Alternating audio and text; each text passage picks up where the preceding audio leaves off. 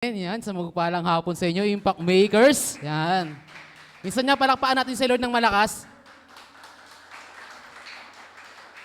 Yan. Meron mga hindi pumapalakpak eh. Yan. Sa likod, yan. Palakpakan natin si Lord ng malakas at mga kuya. Yan.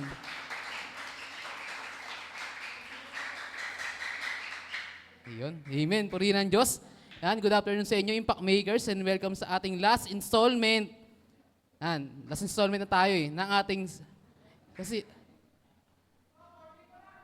fourth week, series break na series break na di ba? Tama ba, tama? Tama. Series break kasi sa susunod na week. So, ano ba yung series natin ngayon? Yan, sino nakakaalam ng series natin? Yun, breaking out. Yan, escaping from the things that imprison you. Ano ba yung mga bagay, Impact Makers, na nakakapagpakulong sa'yo? Yan, ano ba yung mga bagay? Yan, saan ka ba dapat nag-i-escape? Yan, kasi ang buhay natin Impact Makers ay tad-tad ng kulungan. Yan. Tad-tad ng kulungan. Hindi lang to physical na kulungan, ha?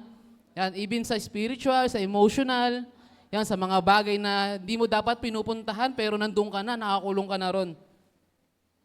Diba, laging nga natin sinasabi na ang kulungan ay hindi laging matatagpuan sa likod ng rehas na bakal. Yan, ang kulungan po, hindi lang siya makikita sa rehas na bakal. So, sa Impact Makers, may nakulong na ba sa inyo? Yan, meron na ba nakulong? Taas kamay, may nakulong na ba? Praise God, wala pa. Yan, praise God, wala pa. Pero may nagpaplano. Yan, baka plano nyo lang, baka gusto nyo na makulong. Yan, sabihin nyo sa akin. Joke lang po. Amen. So, tanong Impact Makers, kung bibigyan ka ng pagkakataon na mabago ang buhay mo, yan, ulitin ko kung bibigyan ka ng pagkakataon na mabago yung buhay mo, ano yung gagawin mo? Ano yung gagawin mo? Sige, pag-isipan ninyo. Kapag binigyan ba ako ng pagkakataon magbago ngayon, ano ba yung gagawin ko? Igagrab ko ba yung opportunity? Titake ko ba ito? Yan, o palalagpasin ko lang sa buhay ko yung opportunity na to? Kasi maraming tao, gusto naman mabago. Yan, gusto naman may mabago sa buhay nila, pero hindi nila tinitake yung opportunity. Kaya kung tatanungin ka o bibigyan ka ni Lord ng chance na mabago ang buhay mo, what would you do? Ano ba yung gagawin natin kapag binigyan ako ni Lord? Lord, kung bibigyan mo ko ng chance na mabago ngayon, ano ba yung gagawin ko? Yan. Ano ba yung gagawin ko? Malaking katanungan, pero sana Impact Makers, hindi lang ito basta tanong lang, kundi dapat magkaroon din ng solusyon, yan, ng kasagutan itong mga tanong na to. Tandaan natin, your response will determine your result. Kung ano yung ginagawa mo, kung ano yung aksyon na gagawin mo, ito rin ang magiging resulta kung ano yung ginagawa mo.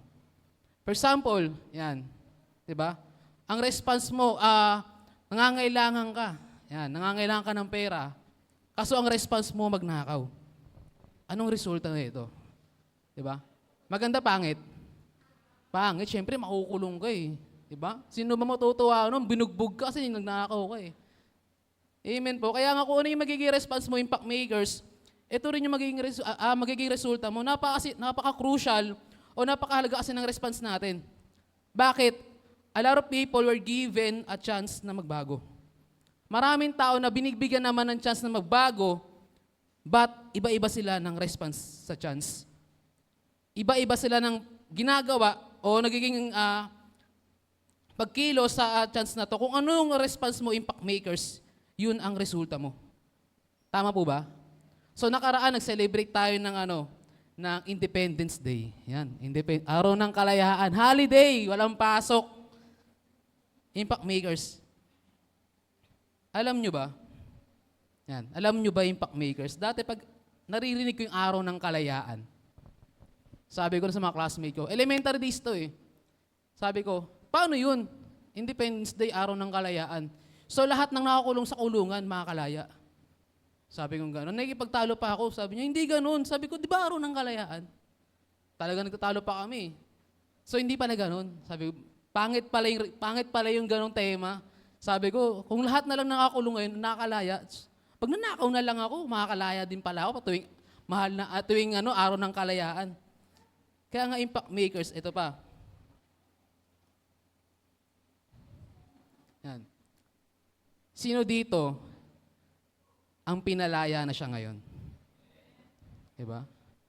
Kuya Ans ako, kahit hindi Independence Day, pinalaya niya. Yun, no? Masakit na isipin, pinalaya ka ng mahal mo sa buhay. Pinalaya ka ng crush mo kasi di ka niya crush. Sakit. Yan. Impact makers, kung pinalaya ka niya, deserve mo yun. Deserve mo yun, bakit?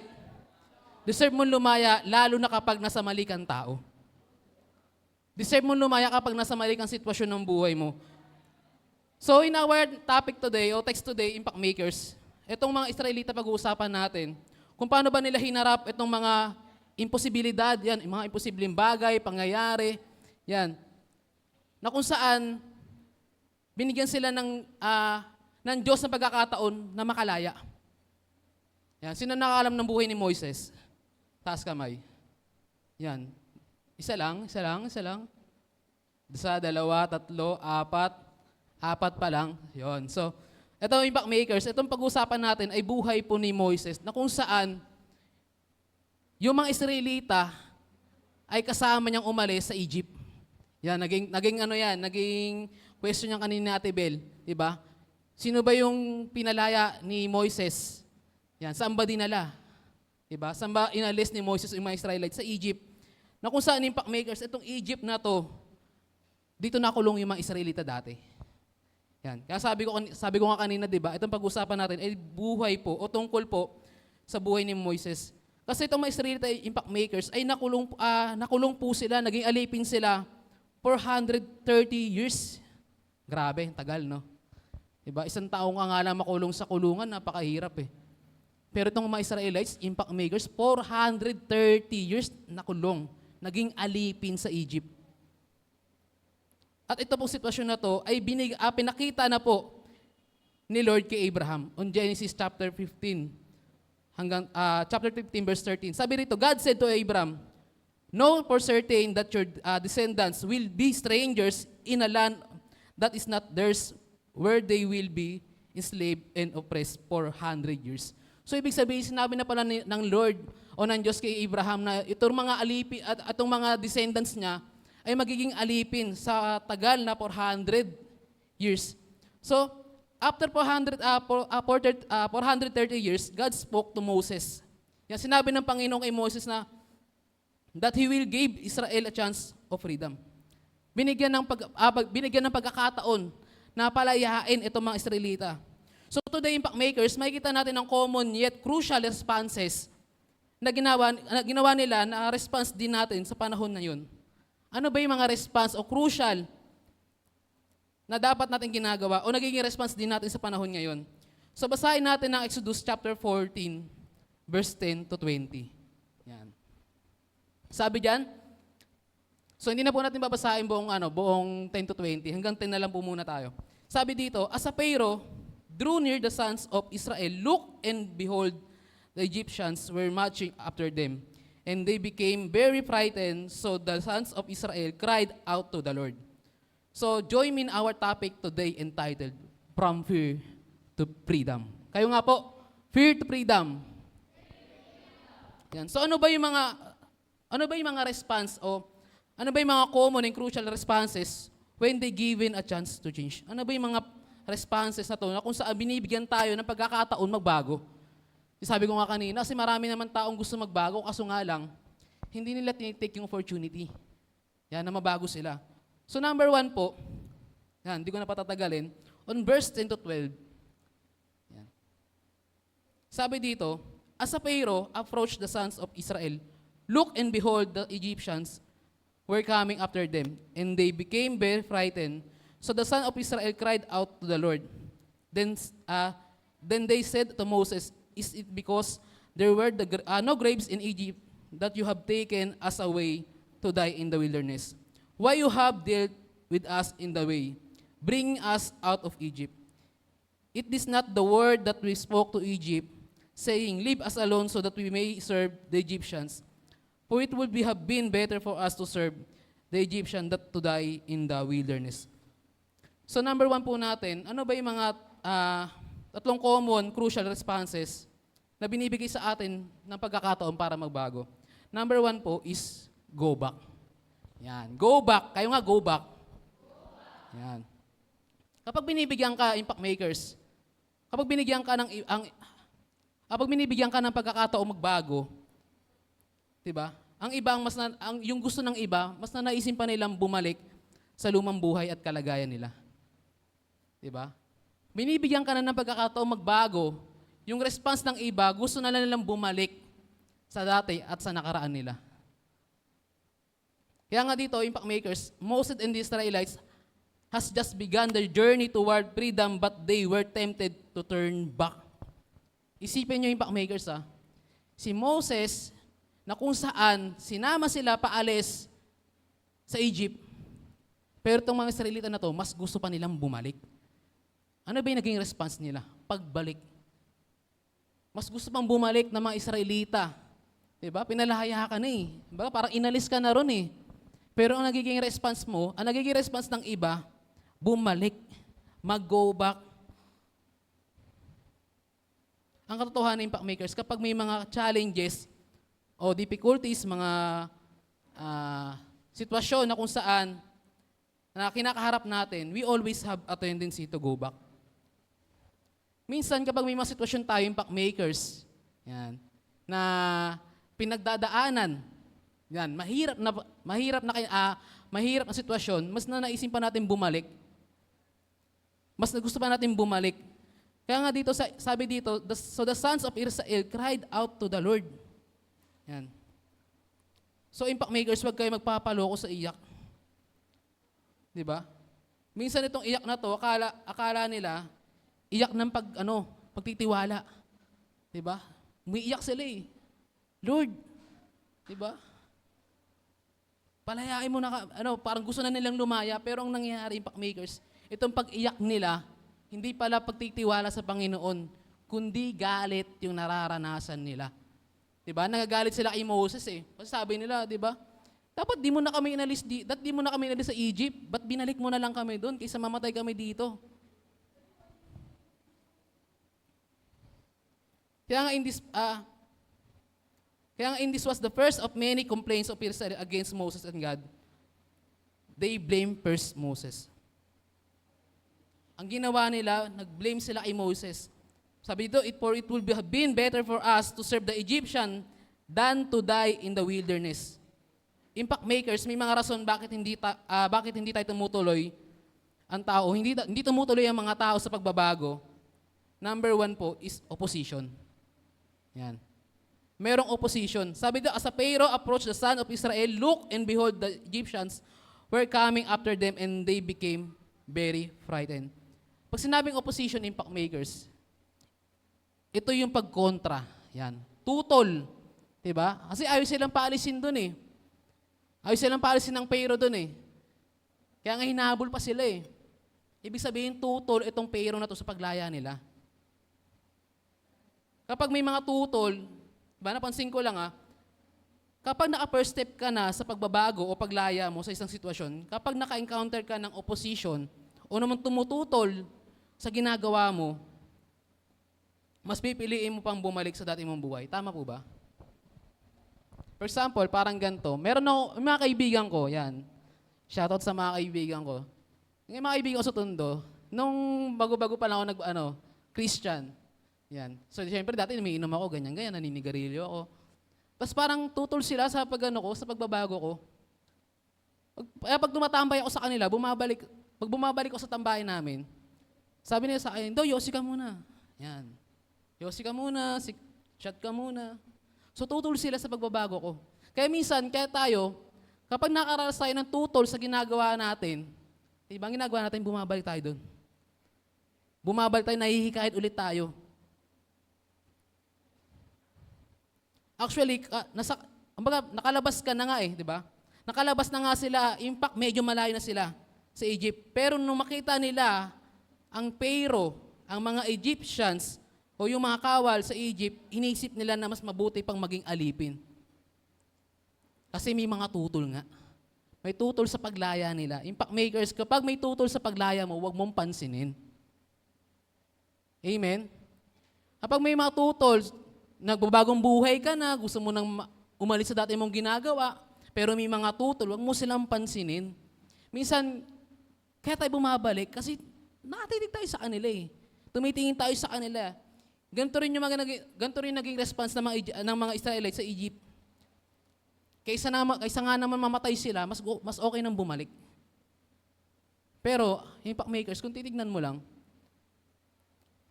yung pagbalik mo ba doon, makakabuti sa'yo, makakasama?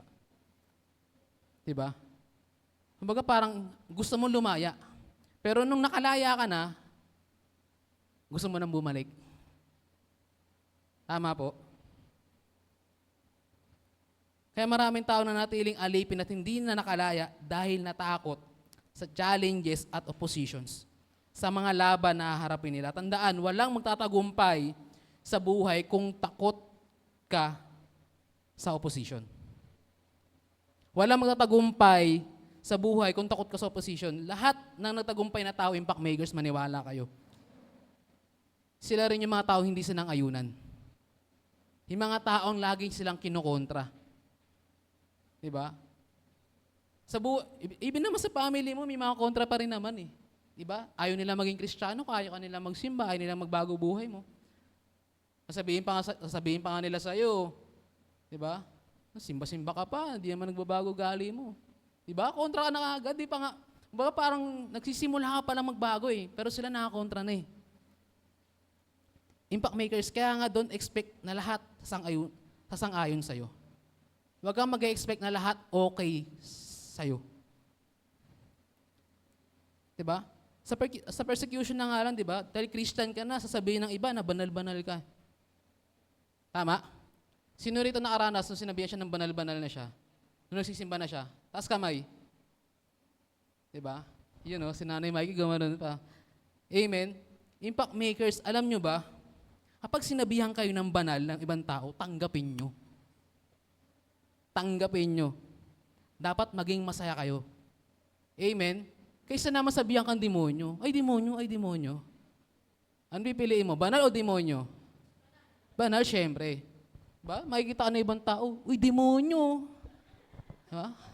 Pangit naman. Okay na sabihan kang banal. Diba? Uy, banal. Ba? Sarap pakinggan. Pero yung sabihan kang, uy, demonyo, demonyo. Pangit yun, impact makers. Kaya nga, impact makers, kapag sinabihan kang banal, tanggapin mo. Diba? Hindi matatakot ka, hindi yung magdadalawang isip ka pa, magpapatuloy ba ako? Magsisimba pa ba ako kasi sinasabihan nila akong ganito, sinasabihan ng pastor, banal-banal. Pangalawa, bakit hindi nagpapatuloy yung iba? Kasi may obstacle. Yan. Una, opposition. Pangalawa, obstacle. Sabi sa verse 11, then they said to Moses, "It is because there were no graves in Egypt that you have taken us away to die in the wilderness." So pangalawa, obstacle. Walang taong nagtagumpay na walang obstacle o walang harang na dinaanan. Yan. Naalala ko tuloy yun na nagkakating ako eh. Yan. So syempre, diba, high school days. Yan. Kapag gusto kong makaalis sa school namin, syempre, high school eh. Syempre, medyo tayo nun, medyo makulit. Yan. So yung may harang dun sa may pader dun sa may gilid namin. So kapag dumaan ka ron, makakaalis ka ng eskwelahan. Walang pinagkaiba in impact makers. Kapag gusto mo magtagumpay, di pwedeng walang obstacle. Hindi pwedeng walang harang. Kapag gusto mo makalaya, makawala sa isang sitwasyon ng buhay mo, meron niyang obstacle. Kaya dapat hindi ka matatakot sa obstacle na to. Hindi pwedeng wala tayong wilderness na madadaan na impact makers. Ito yung kailangan, di ba? Ito yung kailangan natin pagdaanan. Kung kailan kayo lumaya or nagbabago, ito tandaan niyo impact makers. Kapag lumalaya ka na, kapag nagbabago na yung buhay mo, marami kang pagdadaan ng pagsubok. Hindi pwedeng wala. Hindi pwedeng maganda lang lagi mararanasan mo. 'Di ba?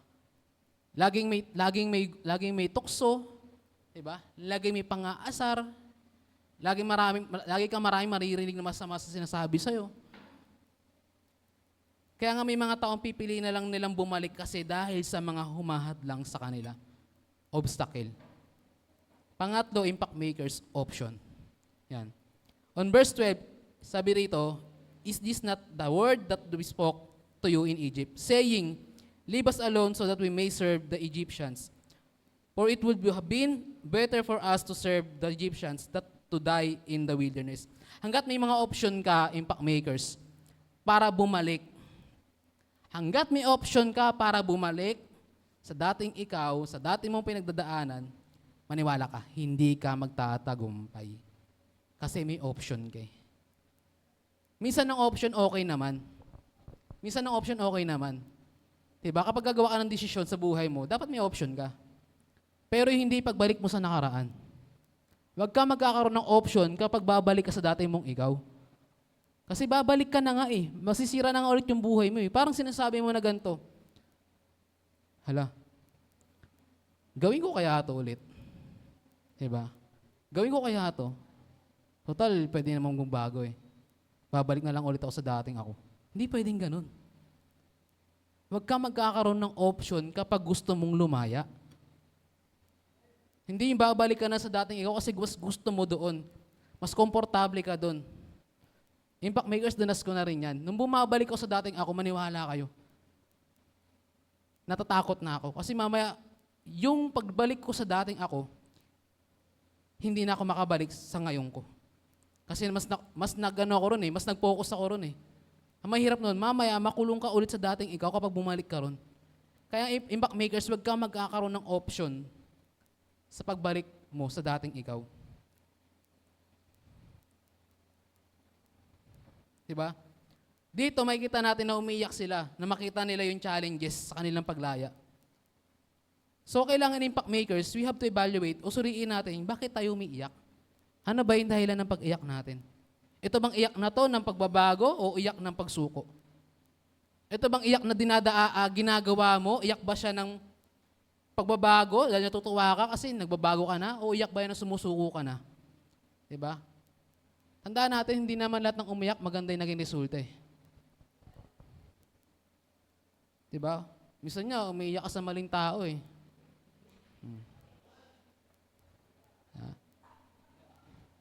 Imbis na iyakan mo si Lord, may iyak ka kay Gord. Diba? Ibang Lord ata yun ha. So impact makers, evaluate natin yung sarili natin. Kaya nga itong mga response ng mga tao, kapag nabigyan sila ng pagkakataon na magbago o lumaya, ang buhay nila, some will go back. Kapag binibigyan, itong mga tao na to, itong katulad ng Israel na to, nako, Israel.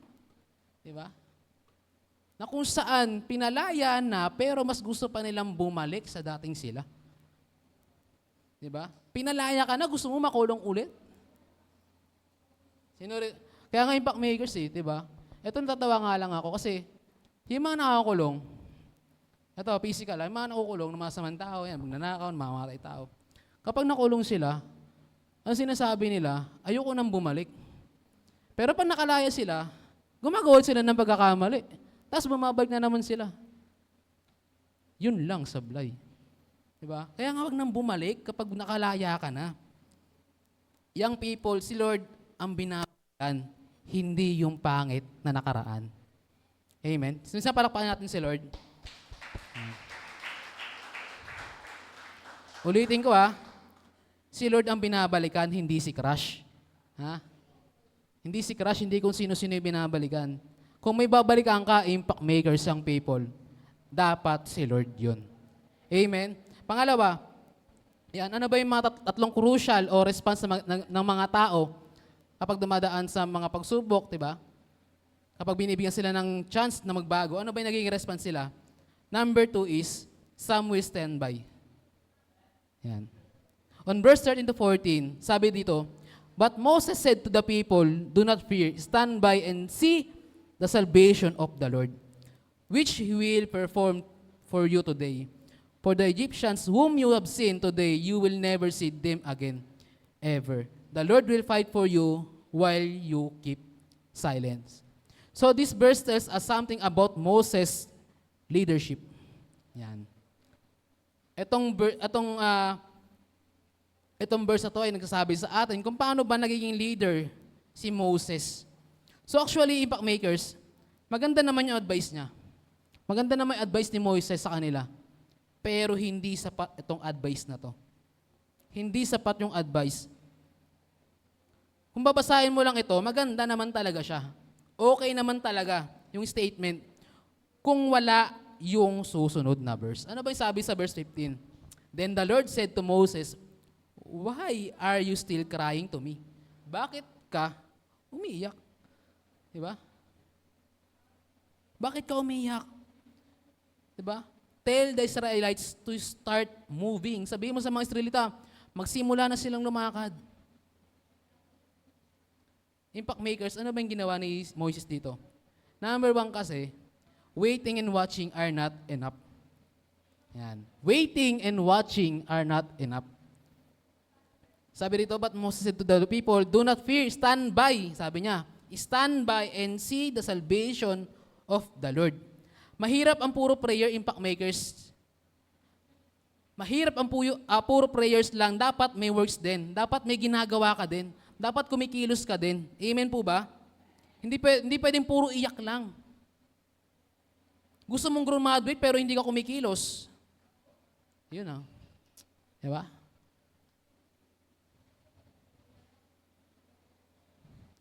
Gusto mo sagutin ka ng nililigawan mo pero hindi ka naman nililigaw. Diba? Hindi ka naman pogi. Pogi ka ba? Pogi. Hindi, pogi naman tayo. Yan.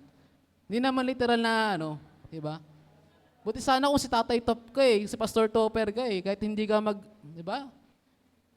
Kahit hindi ka magsalita, liligawan ka agad ng babae. Kaso hindi tayo si Tatay Top Di ba? Kailangan mong mag-move.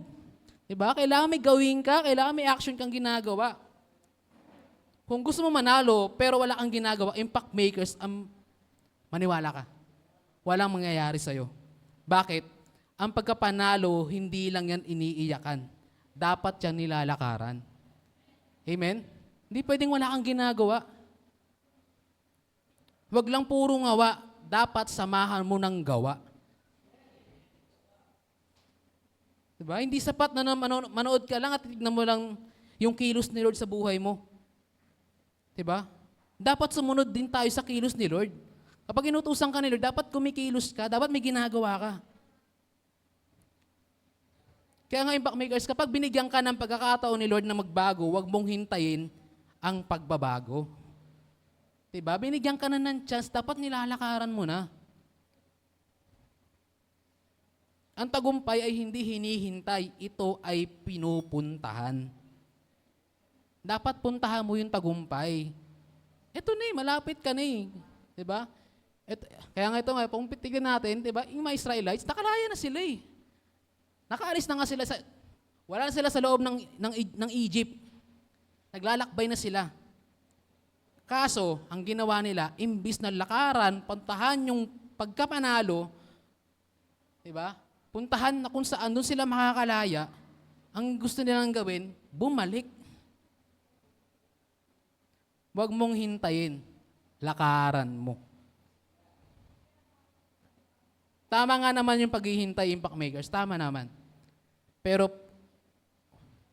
kung puro hintay na lang, wala nang gawa, maniwala ka, mahirap. Isa pang example, marami namang mananampalataya, diba? Hindi na bumalik sa dating buhay. Praise the Lord. Praise the Lord. Kasi di na sila bumalik Pero wala namang ginawa. Diba? Wala naman silang ginawa, hindi na nag-grow, hindi na nag-move. Diba? Tamang simba na lang, ganyan-ganyan. Wag po kayong tamaan. Sabi rin po ito ng isang pastor.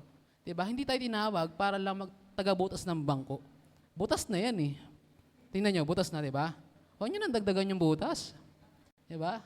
Kailangan hindi ka lang dapat nagsisimba, dapat lumalago ka rin. Kaya nga we are pursuing to become a discipleship church. Maganda na hindi na tayo bumabalik sa dati nating ginagawa, pero dapat kasabay nito, yung nagpapalago tayo. Dapat lumalago po tayo. Kasi gusto nila na lumalago tayo at hindi umuusad sa buhay natin. Wag mo nang hintayin ang kamatayan mo, impact makers, o yung pagbabalik ng Panginoon. Sana bago bumalik si Lord, lumalago tayo sa mundong to. Dahil maniwala kayo, maraming pagsubok ang pagdadaanan. Marami kang pagsubok na haharapin. Sa school nga lang, dahil mo nang ginagawa eh. Tama? Sino dito nag-aaral? Taas kamay. Dami, diba? Madali mag-aaral. Sige, see you sa college, mga kapatid. Yan. See you sa college. Yan. Yan. Mahirap. Pag-aaral nga lang, mahirap eh. Diba? Marami ng pagsubok eh. What more pa kaya sa gusto, diba? Sa gusto mong gawin, sa kalayaan na gusto mong maranasan. May mga pagsubok din na haharapin. Tandaan, sa kingdom ni Lord, impact makers, makinig, sa kingdom ni Lord, bawal ang tambay. Sa kingdom ni Lord, bawal ang tamad. Diba? Sabi mo sa katabi mo, kilos-kilos din. Yan, kilos-kilos din. Yan. Galaw-galaw din. Diba? Ano yung number 1 natin? Waiting and watching are not enough. Pangalawa, standing still and silence are not enough. Sabi sa verse 14, the Lord will fight for you while you keep silent. Just to avoid conflict, Moses said this statement. Diba? Maraming mga tao kaya hindi natagumpay sa buhay, iniiwasan ang conflict. Yan, conflict. Yan. Diba? Ang rason naman ng iba, at least tahimik buhay ko. Diba? Wala akong problema. Isipin ko pa yung conflict na yan. Sarap tumambay. Sarap magpahinga eh.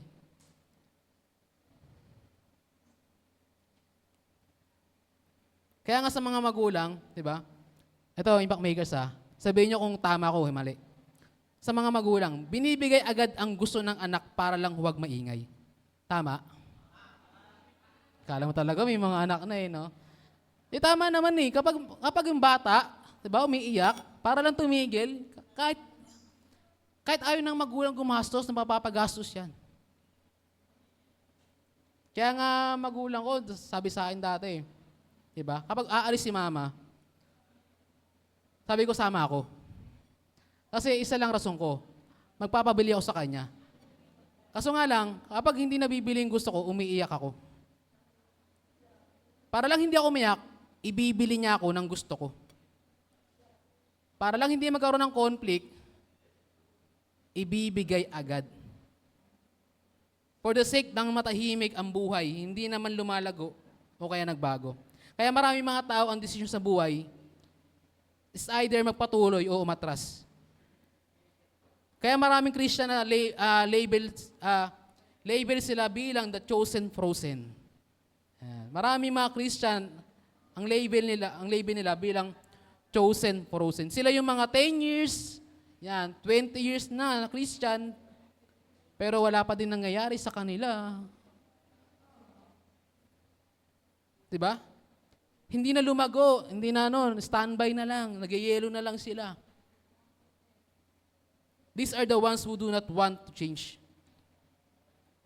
Kaya nga impact makers, hindi magbabago, hindi makikinig sa sermon, hindi magdi-disciple, hindi mag-o-offering, hindi maglilingkod, maniwala kayo.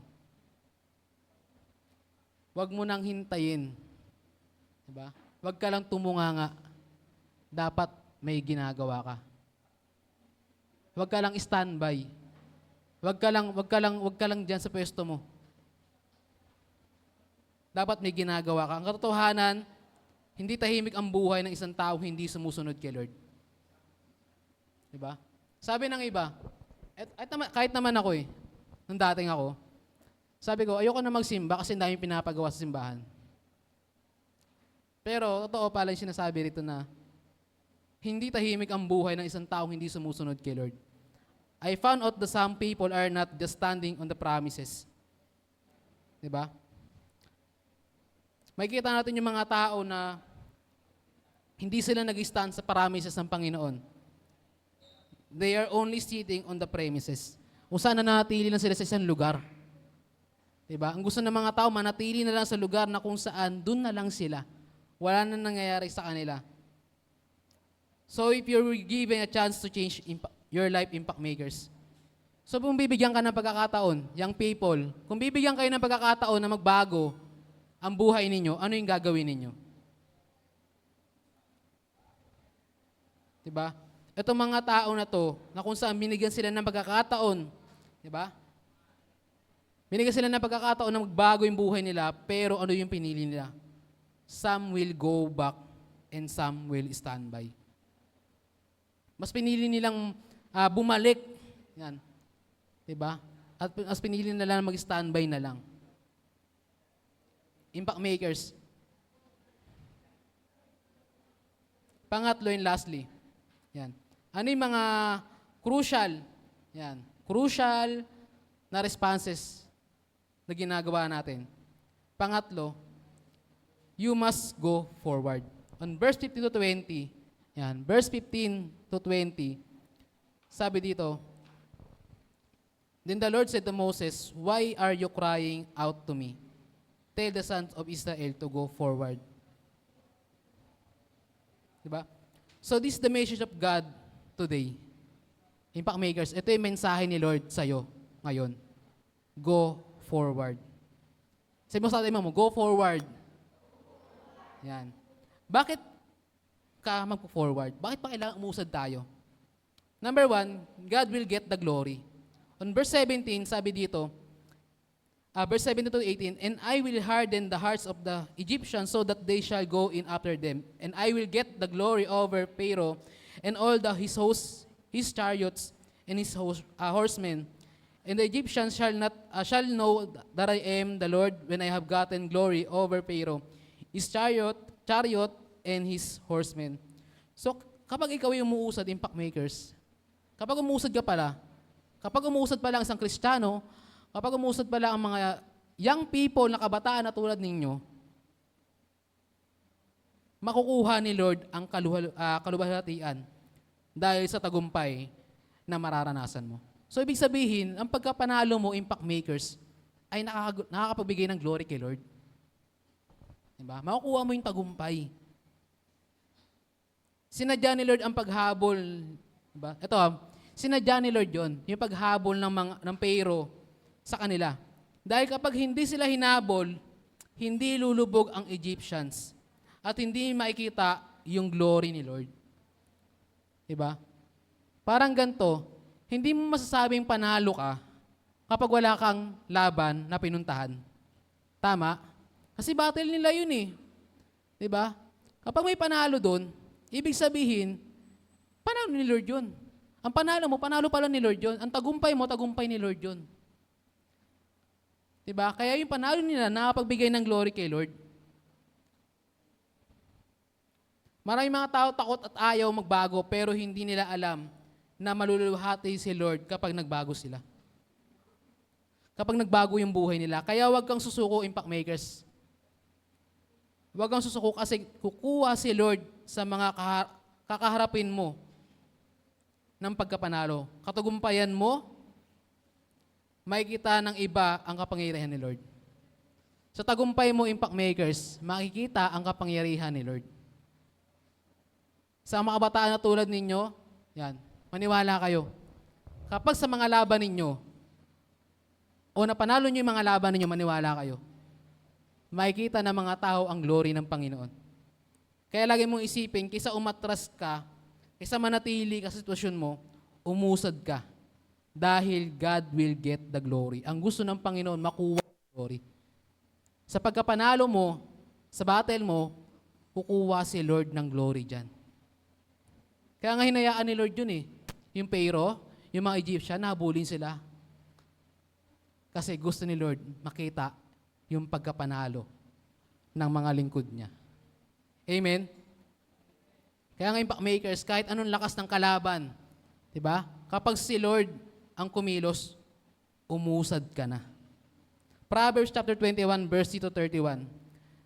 There is no one wise enough to make a plan that can succeed. If the Lord is against it, you can prepare your horses for battle, but only the Lord can give you the victory. Ano bang preparation ng ginawa nila? Sabi dito, So Pharaoh prepared this chariot and took his men with him. He took 600 of his best men and all his chariot. There was an officer in each chariot. The Israelites were living with their arms raised in victory, but the Lord. caused Pharaoh, the king of Egypt, to become brave, and Pharaoh chased the Israelites. Kahit matapang pa yan, impact makers, kahit matapang pa yan,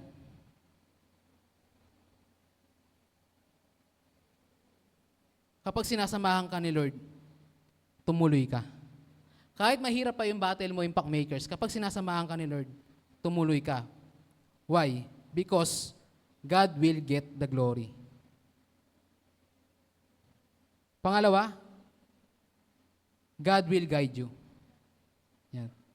On verse 19, then the angel of God, who was leading the people of Israel, moved the cloud around behind them, and it stood between the people of Israel, that the Egyptians, and that night as it changed to a pillar of fire. It gave darkness to the Egyptians, but light the people of Israel. So the Egyptians couldn't find the Israelites. Impact makers, hindi lang kukuha si Lord ng glory. God will guide you. Sasamahan ka ng Panginoon. Huwag kang matakot. Normal matakot. Ang di normal, yung sumuko ka. Tama? Marami ng pagsubok sa buhay. Marami nang pwedeng katakutan eh. Siga nga lang, pwede mong katakutan eh. Diba? Yung mga mamamatay tao nga lang, pwede mong katakutan eh. Maraming mga problema, pagsubok sa buhay mo, pwede kang matakot. Pero wag mong gagawin yung susuko ka. Pangatlo, God will guard you. In verse 19, then the angel of God who was leading the people of Israel moved the cloud around behind them.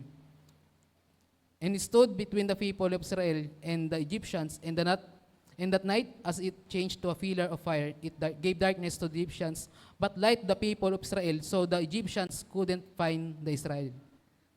So always remember, impact makers, that God is not a monument.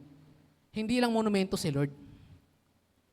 God is not a monument. He is a movement. Kapag pinalaya ka ng Panginoon sa Egypt mo, yan. Impact makers, kapag pinalaya ka ni Lord, sana kapag pakulong sa'yo o sa Egypt mo, lumaya ka. Walang magandang kasasapitan ang pagbalik sa dati mong buhay. Diba? Kung dati nangungupit ka sa magulang mo, diba? Diba? Mga bataan, diba? Kahit naman ako eh. Pero, wag kang babalik. Wag kang babalik sa dati mong ikaw, sa dati mong buhay. Tanong ko, impact makers, nang-move forward ka ba ngayon? Kung dati natatakot ka, diba? Puro ka na lang iyak, puro na lang lungkot, ayaw mo nang kumilos, kasi nga natatakot ka. Ngayon, wag ka nang matakot dahil sa ginagawa mong pag-usad. Why? God will get the glory. Gusto ni Lord na makukuha ng tagumpay sa buhay mo. Gusto makakuha ng Lord ng glory sa pamamagitan mo. Pangalawa, God will guide you. Bakit ka matatakot kung sinasamahan ka naman ng Diyos? Pangatlo, God will guard you. Pinoprotektahan ka ng Panginoon. Ang gusto lang ni Lord, impact makers, umusad ka. Ayaw ni Lord nang umiyak ka.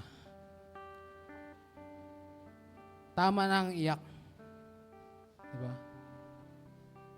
Sabi ko nga ang pagsuko, diba? Ang pagsuko, impact makers, ang pagsuko, binibigay kay Lord. Hindi sa problema. Kung susuko ka sa problema mo ngayon, maniwala ka, talo ka. Kung natatakot ka, hindi ka makakalaya.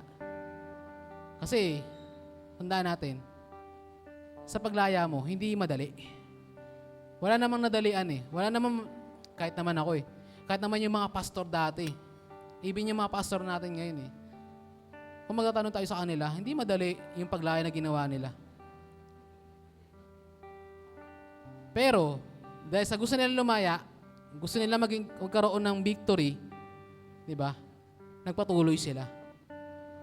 Yung paglaya na inanais nila, nakamit nila. Bakit?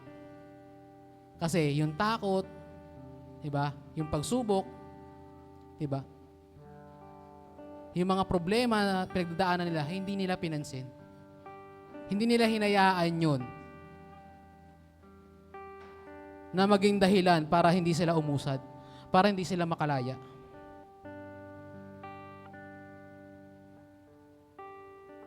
In conclusion, impact makers, if you were given a chance to change, kung bibigyan ka ng pagkakataon na magbago, what will you do? Ano yung gagawin mo? Don't go back. Huwag kang babalik. Kung gusto mong lumaya, huwag kang babalik. Kung binibigyan ka ng pagkakataon na magbago, huwag kang babalik. Pangalawa, don't stand by. Huwag ka lang manatili kung saan ka lang dun. Huwag kang mananatili sa buhay mo ngayon na parang feeling mo wala ka ng patutunguhan. Maniwala ka, wala ka talagang patutunguhan kapag nag-standby ka lang. Kaya nga sabi doon, instead na standby, mag-move forward ka. Go forward. Yung fear mo ngayon, impact makers, maniwala ka. Pwede yan maging freedom. Pwede kang makalaya dyan. Pwede bang tumayo tayo, impact makers?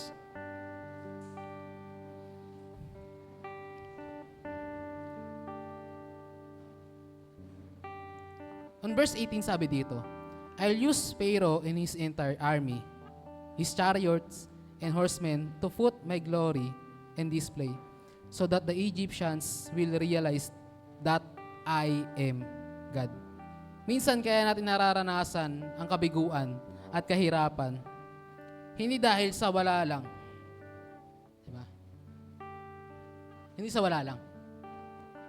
Bagkus, i-display ni Lord ang kapangyarihan at glory niya para makita ng iba kaya ni Lord magtindig ng mga taong nalubog sa kasalanan. May purpose kung bakit mo nararanasan yung kahirapan o kabiguan.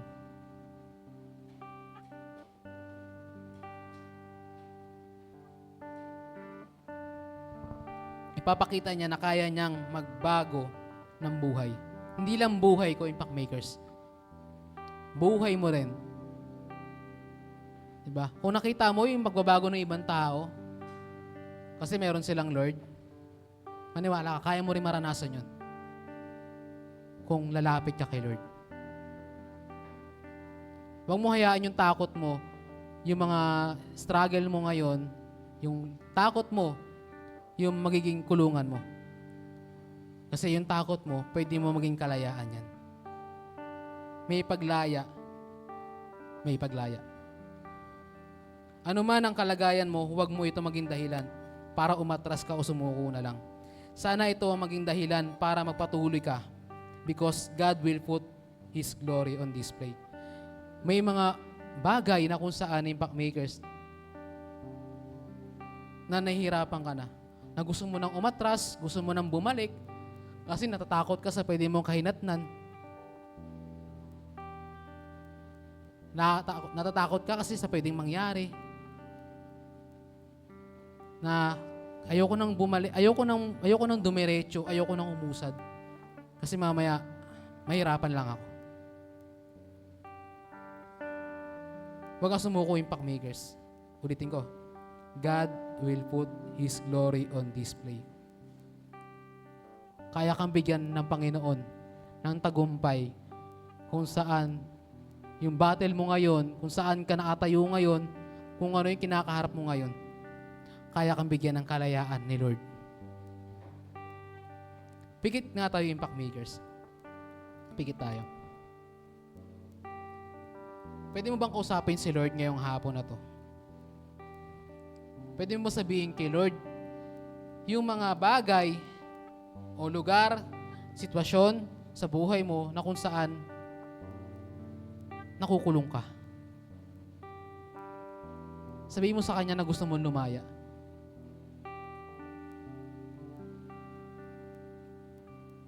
Minsan nakala natin, tayo diba? Nakakagalaw ka, nakakapaglaro ka sa labas, nagagawa mo yung gusto mo.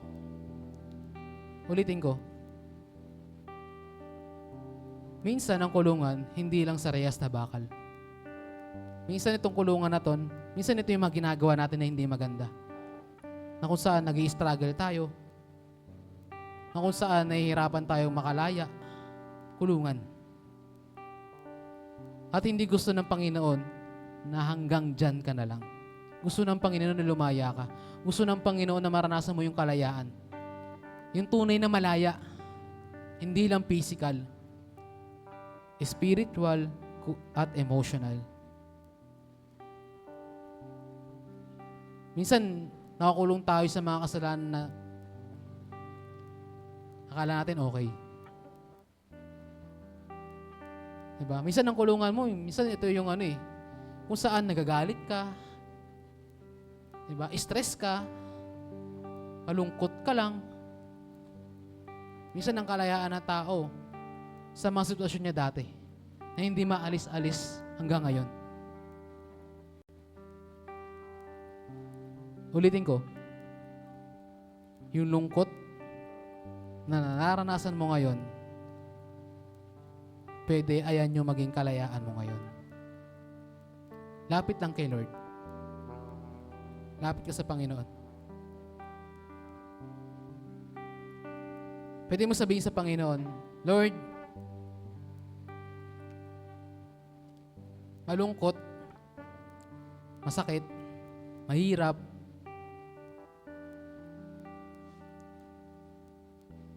pero Lord, gusto kong lumaya. Lord, gusto kong lumaya, pero natatakot ako. Lord, gusto kong lumaya, kaso may mga struggle. May mga harang. Lord, gusto kong lumaya, pero ang daming pagsubok na pagdadaanan.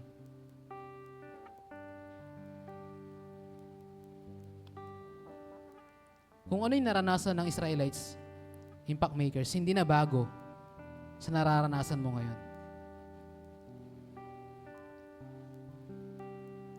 Pero, ano man yung struggle na yan, ano man yung mga obstacle, ano man yung mga conflict, ano man yung mga takot, tandaan mo, mas sigit si Lord dyan. Kaya kang alisin ni Lord dyan. Kaya kang ipanalo ng Panginoon dyan para maranasan mo yung kalayaan. Nahihirapan ka, normal yan kapatid. Normal yan young people. Pero sana huwag kang sumuko. Kasi hindi sumusuko si Lord sa'yo.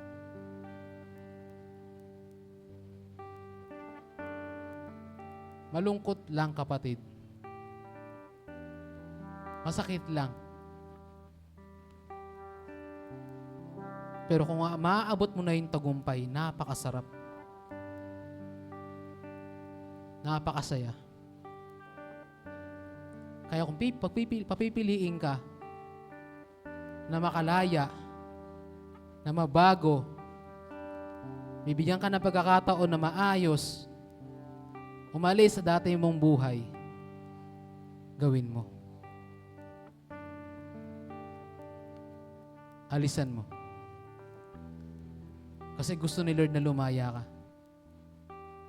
Gusto ni Lord na alisin ka dyan sa sitwasyon mo na yan. Hindi gusto ng Panginoon na pahirapan tayo. Hindi gusto ni Lord na matakot ka. Hindi gusto ni Lord na matahimik ka lang dyan. Ang gusto ni Lord, ipakita sa'yo na kahit anong problema mo, kahit anong sitwasyon mo, kahit ano yung mga nagpapakulong sa'yo, kasama mo ko at palalayain kita. Yung kulungan mo kapatid ngayon, hindi yan permanente. Hindi yan permanente.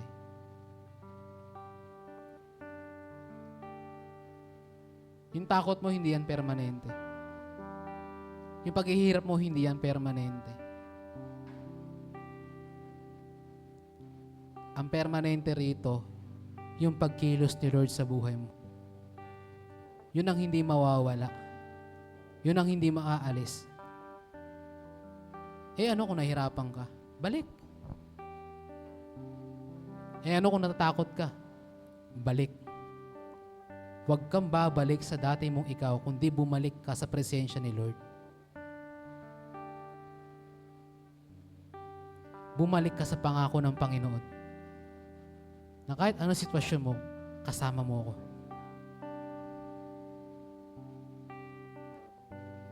Lord, maraming salamat sa hapong ito. Lord, sa hapong ito, Lord, hindi mo lang kami tinuruan, kundi pinalaya mo rin kami sa mga salita mo. Lord, thank you. Dahil napipil na namin, Panginoon, na wala ng pag-asa para makalaya. Napipil na namin, Panginoon, Lord God, na wala na kaming pag-asa para lumaya. Pero Lord, niremind mo kami sa hapong ito na kaya pa namin lumaya. May pag-asa pa pala para lumaya. May chance pa pala kami, Panginoon, para lumaya.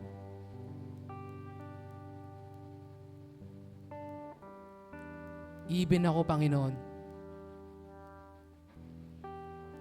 niremind mo.